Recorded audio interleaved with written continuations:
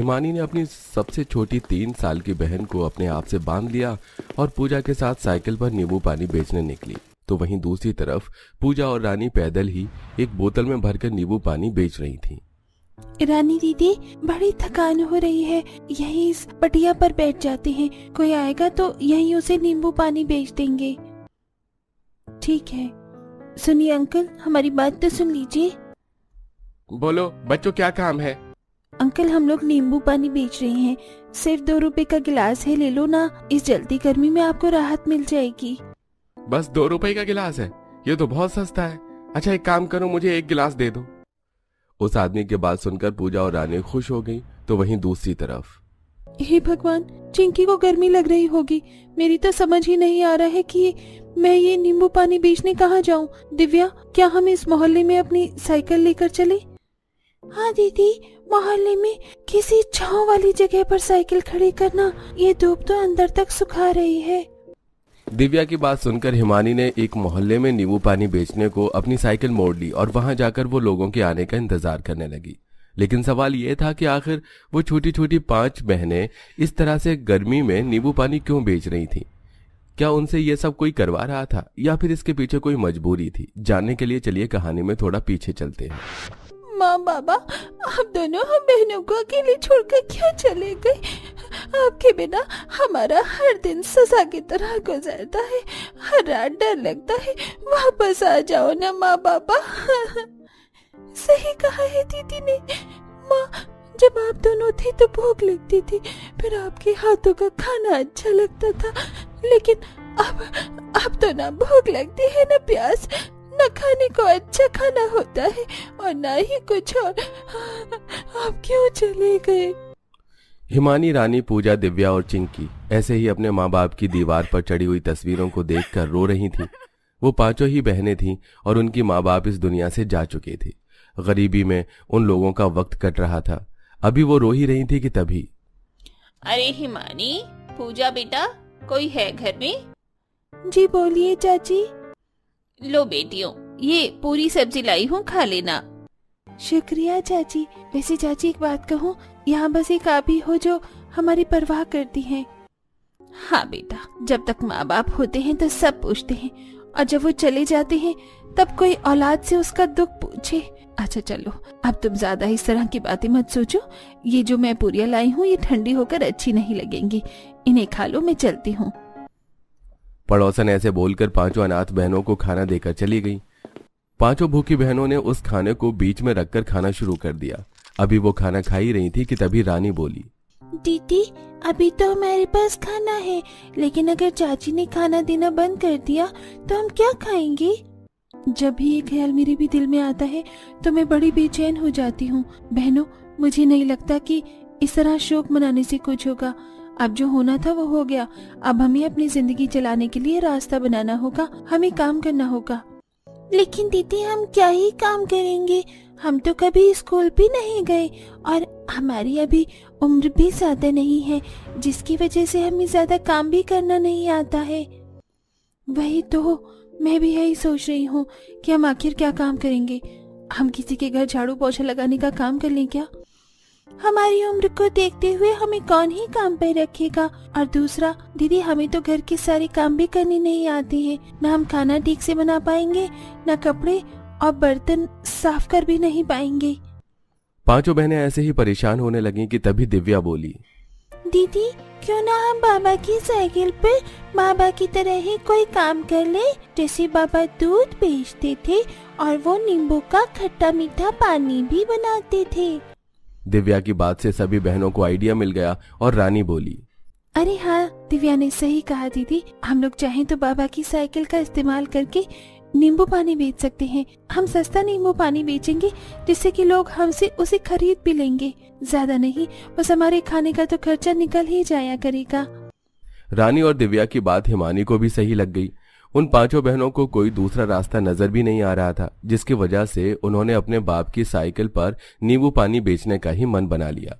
हिमानी को अपने घर की अलमारी में जो भी थोड़े से पैसे मिले वो उन सभी से नींबू पानी बनाने का सामान ले आई और उसने नींबू पानी बना दिया।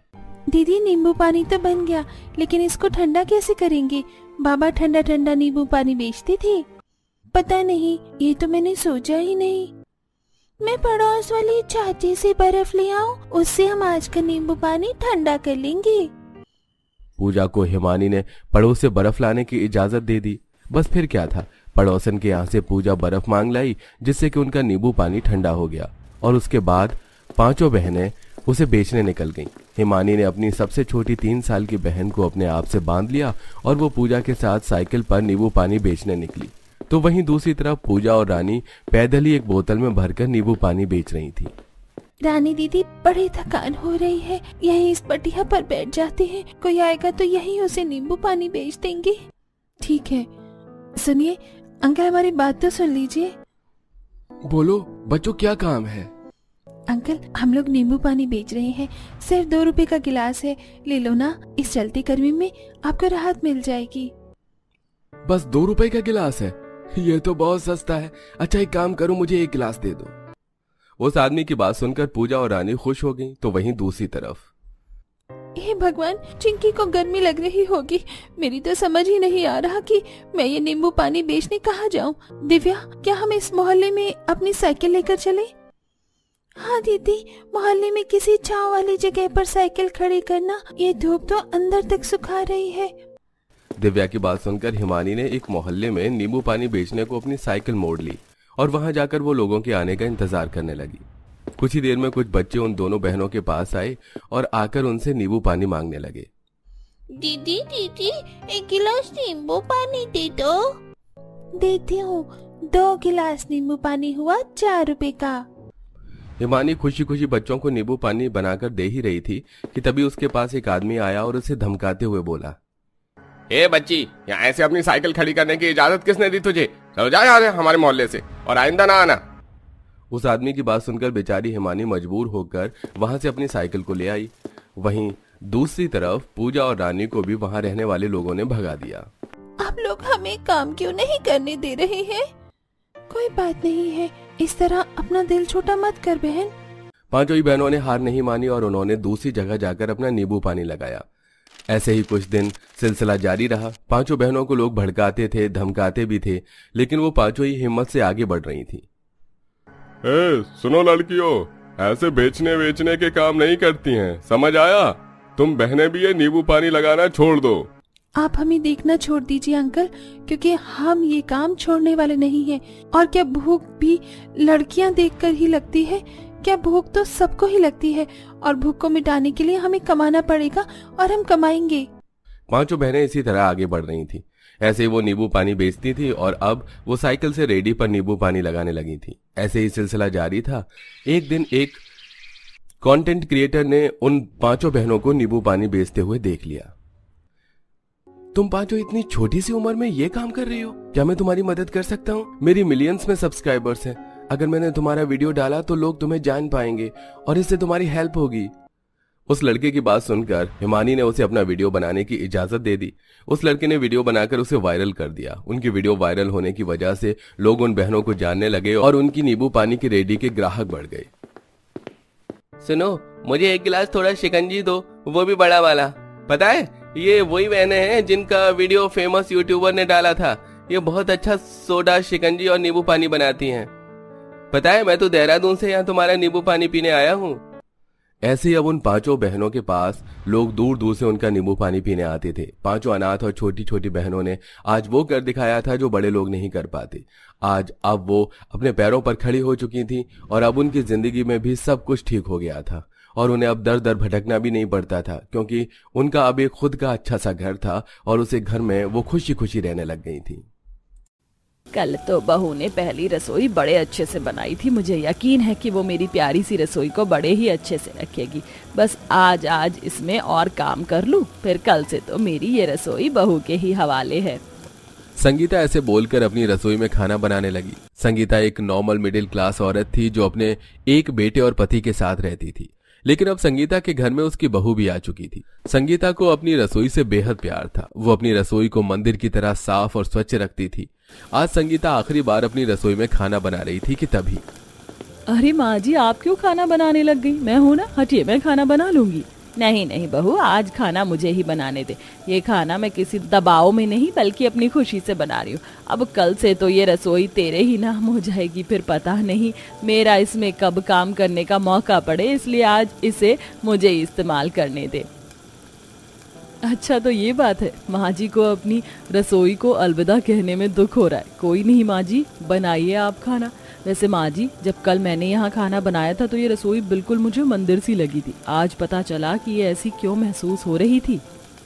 दिव्या ऐसे बोलकर मुस्कुराती हुई अपने कमरे में चली गई और सफाई सारी मैं कर चुकी हूँ, खाना भी माँ जी ही बना रही हैं, तो फिर अब मैं क्या करूँ? एक काम करती हूँ, चलो मेकअप ही कर लेती हूँ।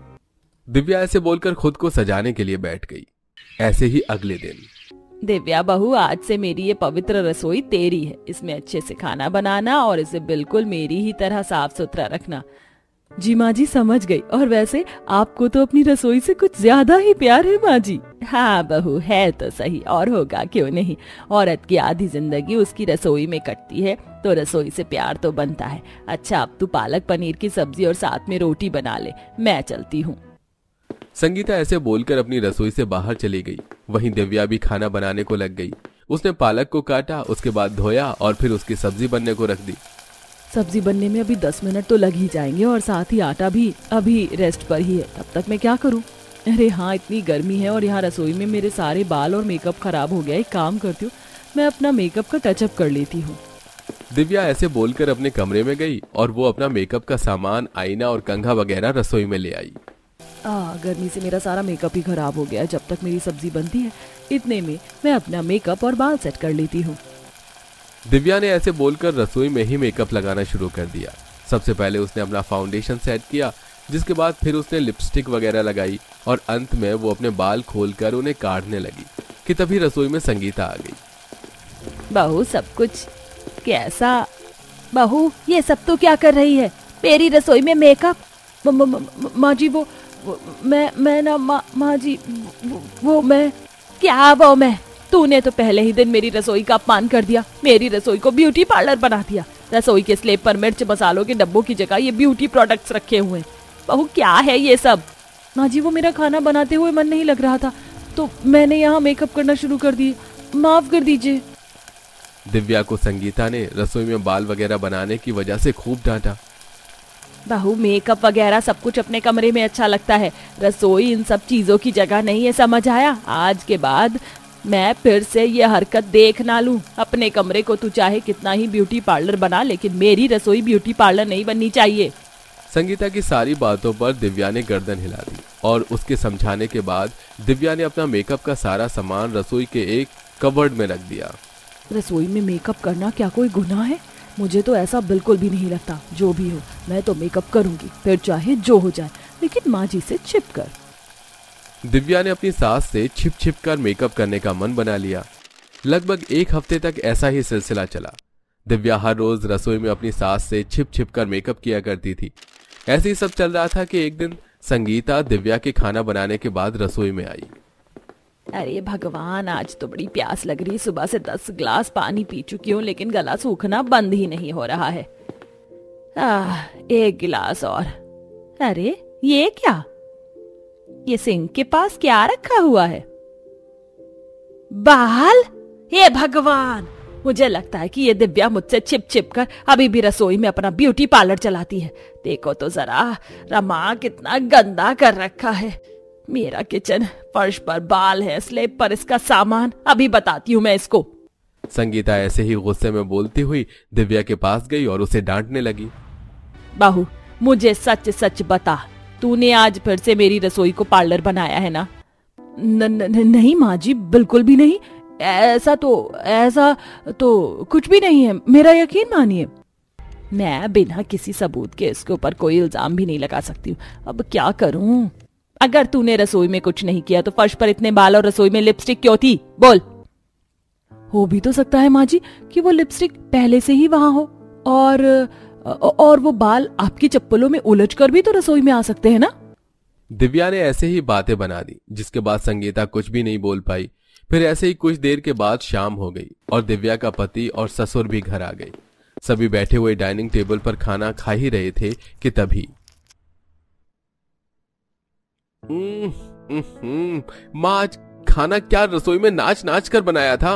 ये इतना बड़ा बाल कैसे है मेरी प्लेट में। सुशांत जी, ये बाल हो भी तो सकता है पंखे की हवा से उड़कर आ गया हो। कितना मोटा बाल की लट मेरी मुंह में आ गई है। संगीता, आज का खाना किसने बनाया था? हाँ माँ, आजकल हर दिन खाने के अंदर से बाल निकलते हैं। वो तो बस हर बार मैं इस चीज को टोकता नहीं हूँ। खाना कौन बनाता है? तेरी पत्नी ही बनाती है। मेरी रसोई का ब्यूटी पार्लर बनाकर रख दिया है। जब देखो इसे खाना बनाते वक्त, नहाते वक्त, सोते वक्त बस मेकअप और मेकअप ही याद रहता है। देखो दिव्या, खाना सफाई से और ध्यान देकर बनाया करो। इस सब्जी में भी नमक बहुत ही ज्यादा तेज है। घर में किसी को भी दिव्या का बनाया हुआ खाना पसंद नहीं आया। सभी की बातें सुनकर दिव्या भी उदास हो गई, लेकिन रसोई में मेकअप की आदत को वो बदल ही नहीं रही थी। ऐसे ही एक दिन, आज तो माँ जी बाहर है, मौका भी अच्छा है। आज तो मैं खुलकर रसोई में श्रृंगार करूंगी। संगीता आज घर में नहीं थी। इसी सब का फायदा उठाकर दिव्या ने आज रसोई में जमकर अपनी ब्यूटी ट्रीटमेंट किया। उसने अपने बाल बनाए, मेकअप किया, जिस सब के बीच वो अपना खाने पर फोकस करना भूल गई। हे भगवान, मैं तो बिल्कुल भूल ही गई कि गैस पर मेरी सब्जी बन रही है। अब तक तो मेरी सब्जी का हलवा बन गया होगा। दिव्या ने जल्दी से सब्जी का कुकर खोला, लेकिन सब्जी बुरी तरह से पक चुकी थी। जिसका डर था वही हुआ। मेरी सब्जी का हलवा बन गया। अब क्या करूं? अगर माँ जी को पता चल गया कि आज भी मैंने उनकी रसोई को पार्लर बनाया है तो वो तो मेरी जान ही ले लेंगी। एक काम करती हूँ, खाना बाहर से मंगवा लेती हूँ, बाकी मैं रसोई को साफ कर दूंगी। दिव्या ने खाना बाहर से ऑर्डर कर दिया और फिर उसने सारी रसोई की सफाई कर दी। लेकिन दिव्या को ऐसे रसोई में तैयार होता हुआ उसकी पड़ोसन ने देख लिया था, जिसने बाहर ही दिव्या की शिकायत संगीता से कर दी और घर आकर संगीता ने दिव्या की रिमांड ली। बहू, तूने बाहर से खाना क्यों मंगवाया? मुझे पड़ोस वाली शांता देवी ने बताया कि तू रसोई में खूब घूम घूम कर और नाच नाच कर अपना मेकअप कर रही थी। बोल। माँ जी, वो बहू, मैं तुझे कैसे समझाऊं? अरे तुझे तो मेरी बात समझ आती ही नहीं है। वो मेरी रसोई है, कोई ब्यूटी पार्लर नहीं जो तू उसमें तैयार होने लगती है। ऐसे ही सिलसिला चल रहा था। दिव्या को संगीता की कोई बात समझ ही नहीं आती थी। ऐसे ही आज के दिन भी खाना बनाते हुए दिव्या अपने लिप्स का टचअप कर रही थी कि तभी रसोई में संगीता आ गई और दिव्या के हाथ से लिपस्टिक छूटकर खाने में ही गिर गई। बहू, खाना कब तक बन जाएगा? तेरे बाबा और सुशांत बस दोनों आते ही होंगे। हाँ माँ जी, बस बनने ही वाला है। दिव्या ने हिचकिचाते हुए संगीता को जवाब दिया। अरे मेरी लिपस्टिक कहाँ गिर गई? यहीं तो थी। हो भी तो सकता है कि टेबल वगैरह के नीचे हो। चलो बाद में ढूंढ लूंगी। खाने में लिपस्टिक गिरने से अनजान दिव्या ने सभी को लिपस्टिक वाला ही खाना बनाकर दे दिया। आज का खाना कुछ अजीब अजीब सा क्यों लग रहा है, जैसे कुछ अजीब चीज इसमें डाली गई हो। नहीं तो, मैंने तो रोज की ही तरह खाना बनाया है। सभी ने लिपस्टिक वाला ही खाना खा लिया। उस वक्त तो खाना खाकर किसी को कुछ नहीं हुआ, लेकिन फिर कुछ दिनों के बाद किशोर को अपने गले में परेशानी महसूस होने लगी। अरे मेरा तो गला बहुत ही ज्यादा दुखा सा रहता है सुशांत। सही बोल रहे हो बाबा, मेरे भी गले में दिक्कत है। आज तो सोच रहा हूँ डॉक्टर को दिखाई आऊं। आप भी चलना या फिर मैं उन्हें घर ही ले आऊंगा। सुशांत ने ऐसे बोलकर बात को खत्म कर दिया। अगले ही दिन वो डॉक्टर को अपने साथ ले आया, जहां चेकअप करने के बाद पता चला कि उन लोगों के शरीर में बहुत ज्यादा बैड बैक्टीरियाज हैं। मेरे तजुर्बे के हिसाब से आपके शरीर में ऐसे कीटाणु हो रहे हैं जो ज्यादातर ब्यूटी प्रोडक्ट्स के अंदर होते हैं। कभी भी खाना लिपस्टिक के साथ नहीं खाया करिए। अगर लगी हो तो उसे छुटा दीजिए, वरना इस सबसे भी बड़ी बीमारियां होने का खतरा बना रहता है। डॉक्टर की बात सुनकर सभी कंफ्यूज हो गए, सिवाय दिव्या के। अब दिव्या को समझ आ गया था कि उसकी लिपस्टिक उन सभी के पेट में थी, जिससे वो काफी डर गई और उसने फिर कभी रसोई में मेकअप न लेकर जाने की कसम खा ली। अब दिव्या सुधर गई थी। इस घटना के बाद उसने फिर कभी अपनी रसोई को ब्यूटी पार्लर नहीं बनाया और सभी खुशी खुशी रहने लगे।